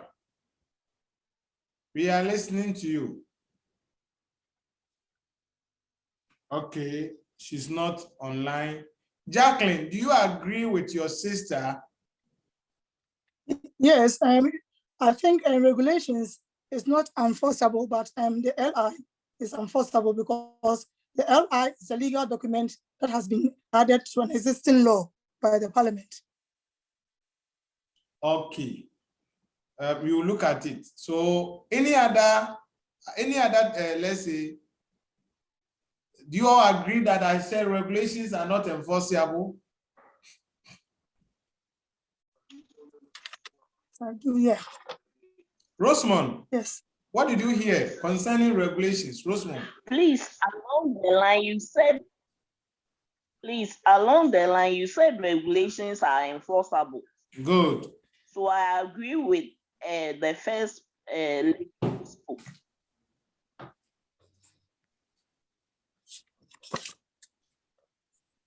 One thing you should understand is that regulations are enforceable. Hello. Yes. One thing you should all take notice that regulations are enforceable. And I made mention that even the school that you run, the leeway or the framework that you use to run the school is not what we mean by policy, but rather regulations. And we will let you understand how to develop a regulation. So regulations are enforceable. They are not rules, but rather they are laws. So the similarity between regulation and legislative instrument is that they are all enforceable, and the words in it are laws, but not rules. Take note of it. Okay. Okay. I'm doing roll call. Kingsley, please unmute yourself for me. Kingsley.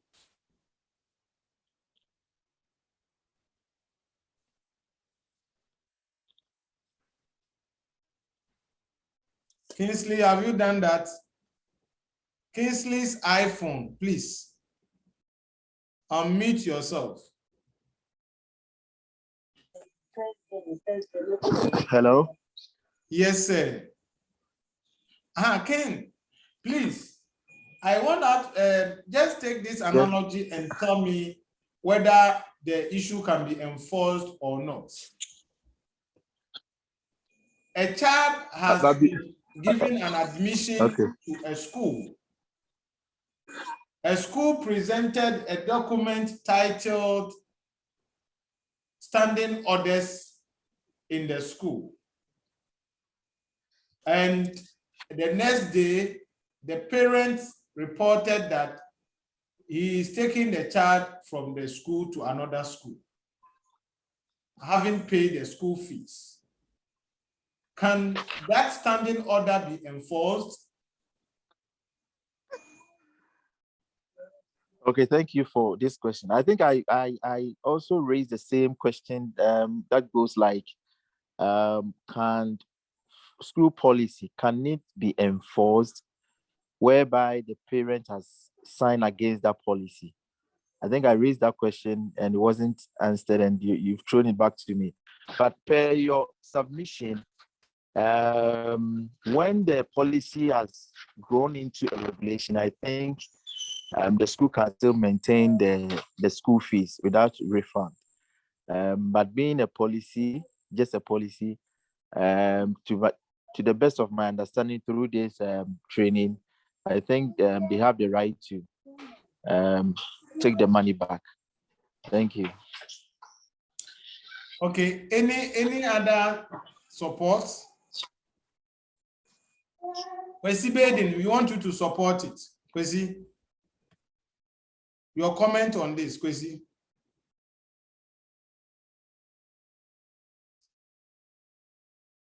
Baden, your comment on this.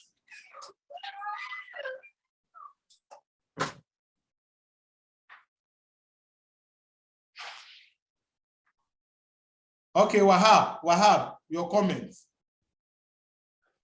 All right. So I would say if the parents says they are withdrawing their child, they are of the view they want to withdraw. The school is not sacking the child.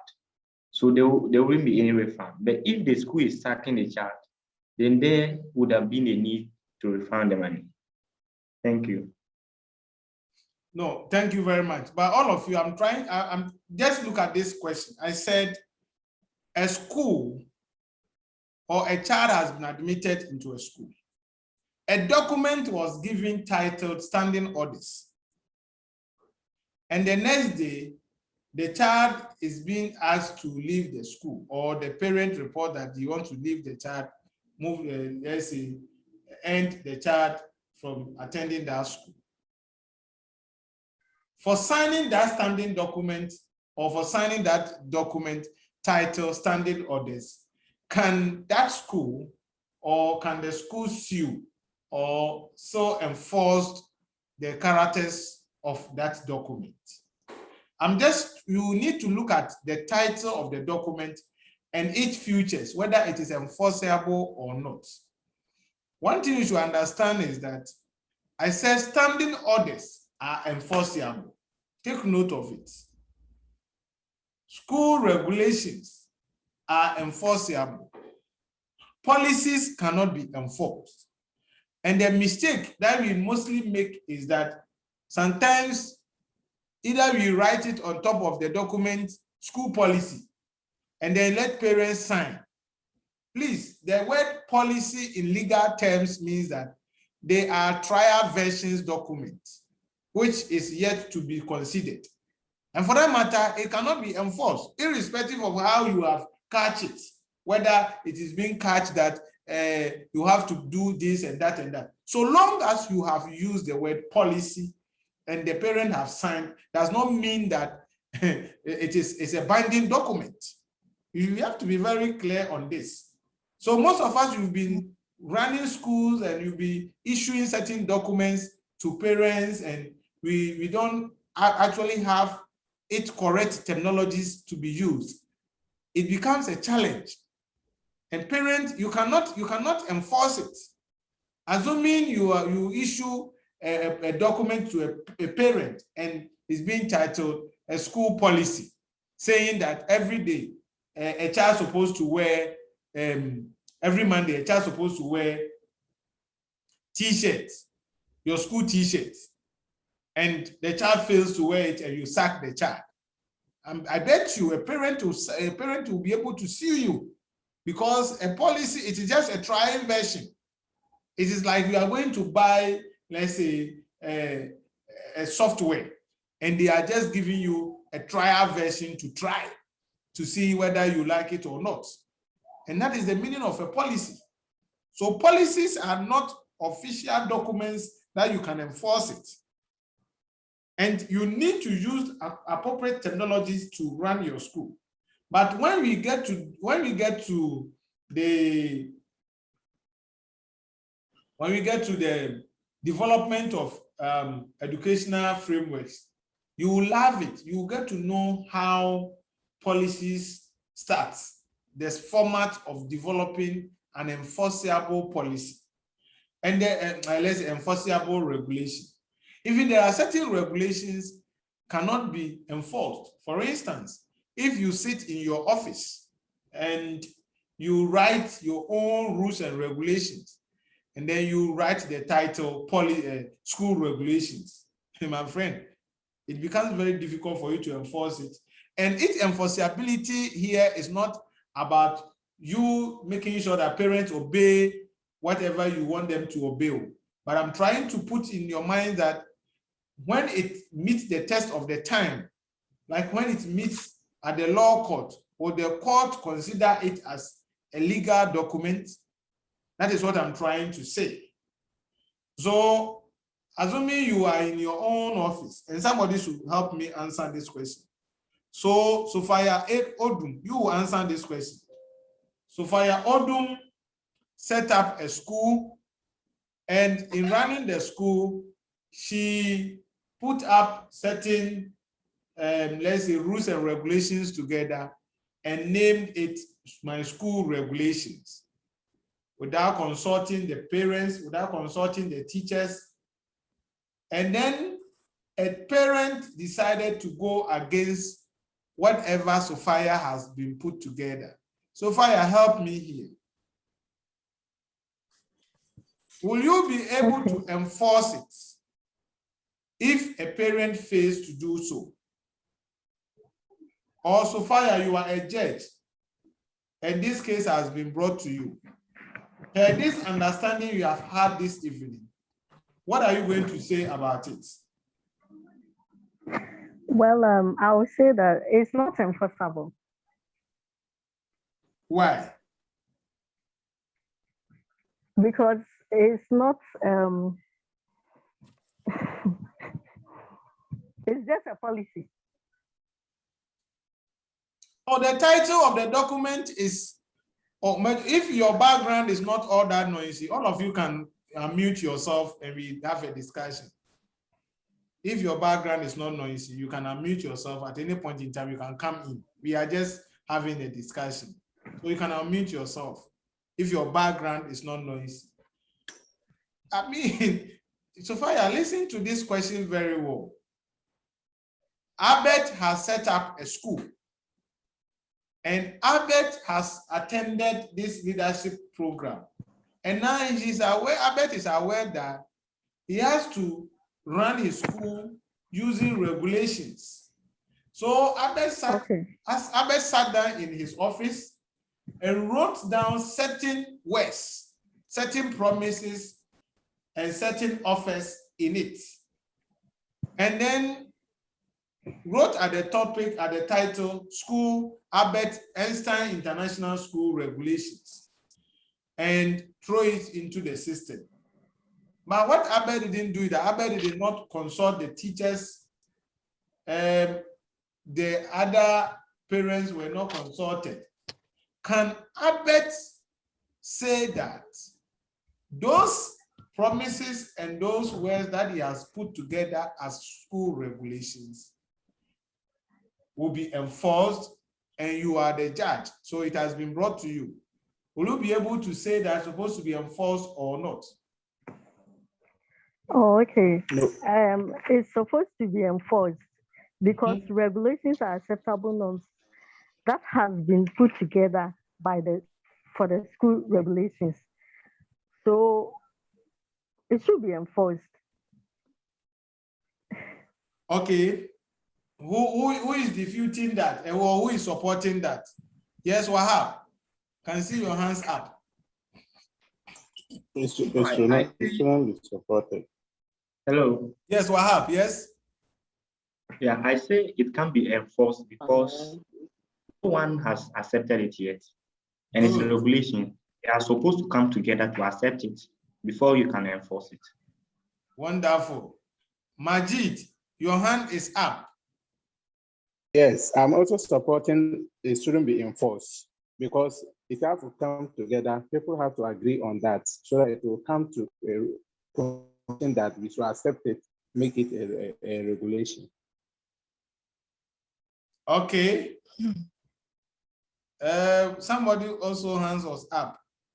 Any other comment on this? Any other comment on this? Majid, if you don't have any, you can raise up, you can lower your hand. Yes. Roswan, please add your voice on this and let's see. What do you think? Hello. Hi. Yeah, Rosman. Rosman, your network is not good. Who has not spoken today? Who? Can we say that what Albert did was it must not be enforceable. Okay, so you are saying cannot be enforced. Yes, somebody's hands is up. Unmute yourself and then comment on this. Yes, Infinite Smart 5, your hands is up. Unmute yourself and comment.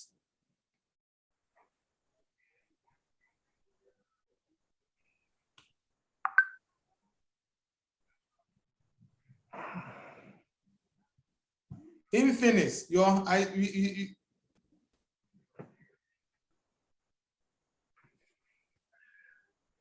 yes. Okay. I think all of you. So the point is that it cannot be enforced, and that one will lead us into our next line of discussion next week when we meet. How rules and regulations, or how rules has to be put together that can meet all the enforceable. The point is that all the areas that can be enforced, there is a structure it has to follow before it can meet the enforceability. So it is not just like the president will just sit down without any consultation and come out with an idea that, and then you'll be saying that's supposed to be enforced. So these are some of the things we will be learning going forward. But now let us take our notebooks and then take this notes for me. Take this assignment for me.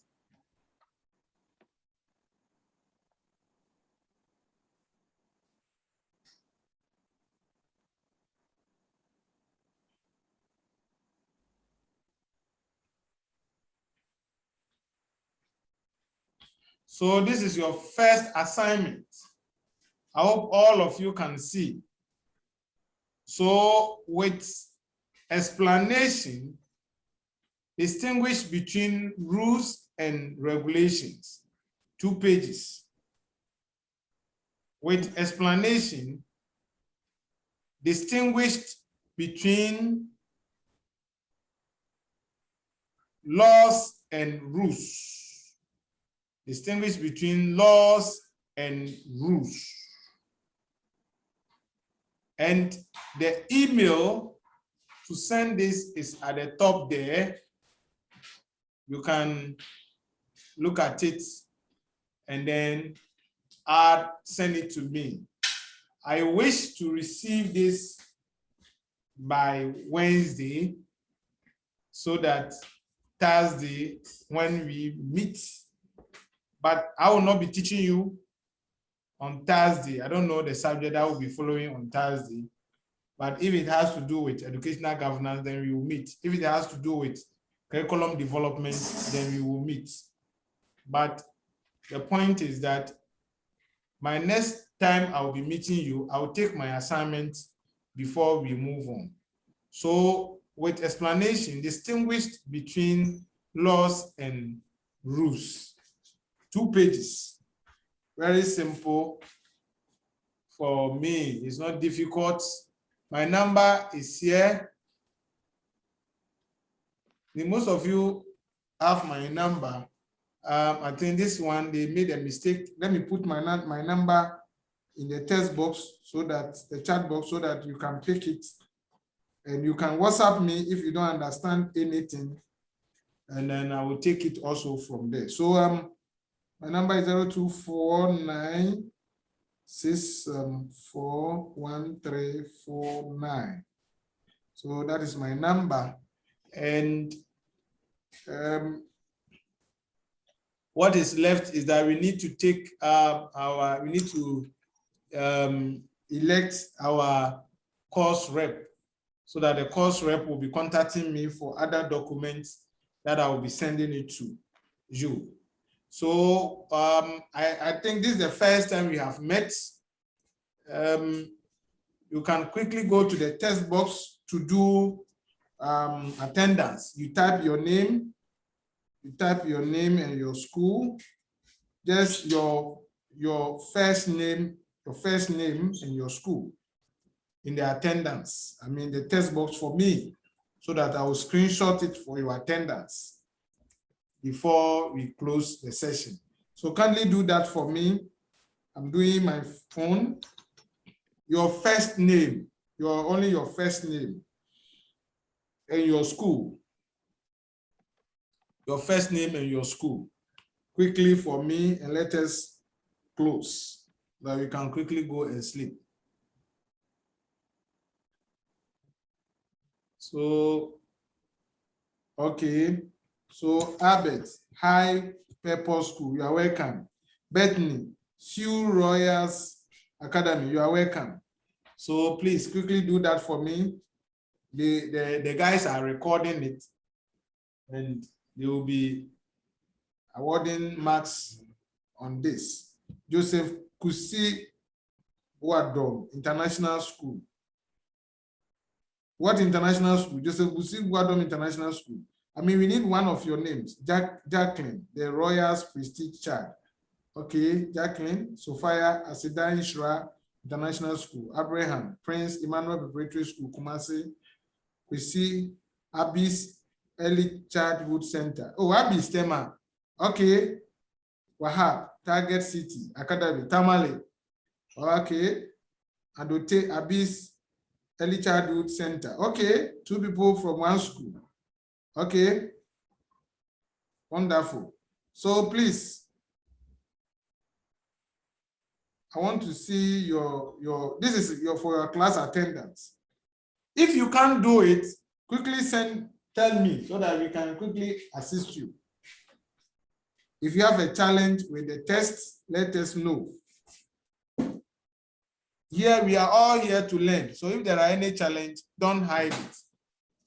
You just have to tell us that I have a challenge. You can assist you.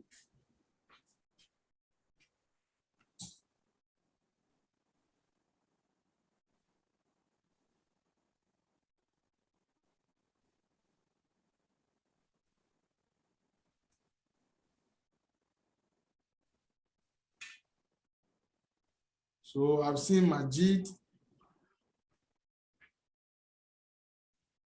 Majid, Golden Child Academy. Okay. Okay. So we are about to close. I will give the room for anyone who has suggestion, submission, or anything. I'll give you the presentations as well. We will send to you through your mail. So take note of that, and we can take it from there. If there are any questions, any clarification, any contribution that you want to bring on board, please, 2 minutes so that we can close.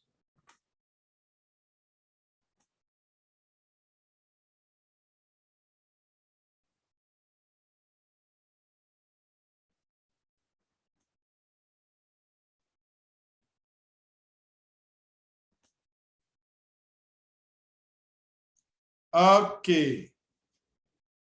I can see that everybody is cool. And that shows that we have really enjoyed the topics.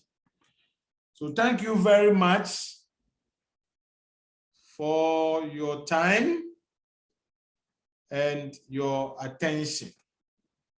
We will bring to the end of the program. But before we go, Wahab, please pray for us before we go.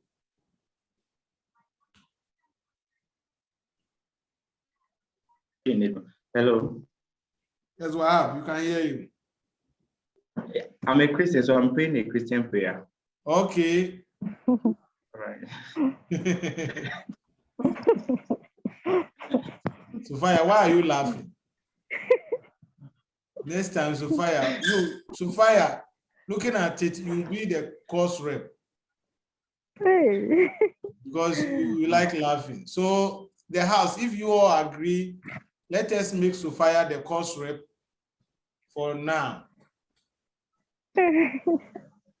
Okay, so Sophia, immediately we are done, just call me and then I will send you the details that I need from you. Thank you very much. All right, sir. Thank you. Wahab, continue with your Christian prayer. All right, let's be in the mood of a prayer. Our Master Jesus Christ, we bless you this evening for how far you have brought us. We pray that the knowledge we've gathered here, let us put it into use. And one day we'll mention that this gathering has brought much benefit into our life. This is a minimum we ask in your name, Jesus. We pray. Thanksgiving. Amen.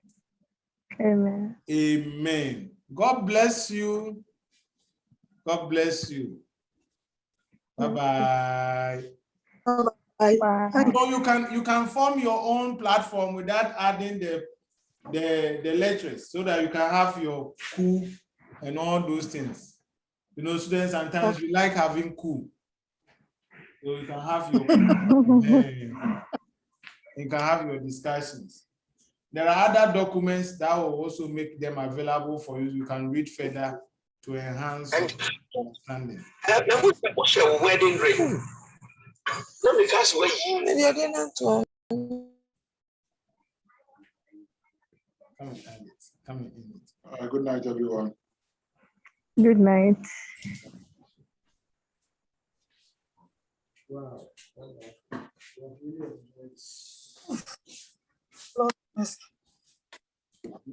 It was good. I was thinking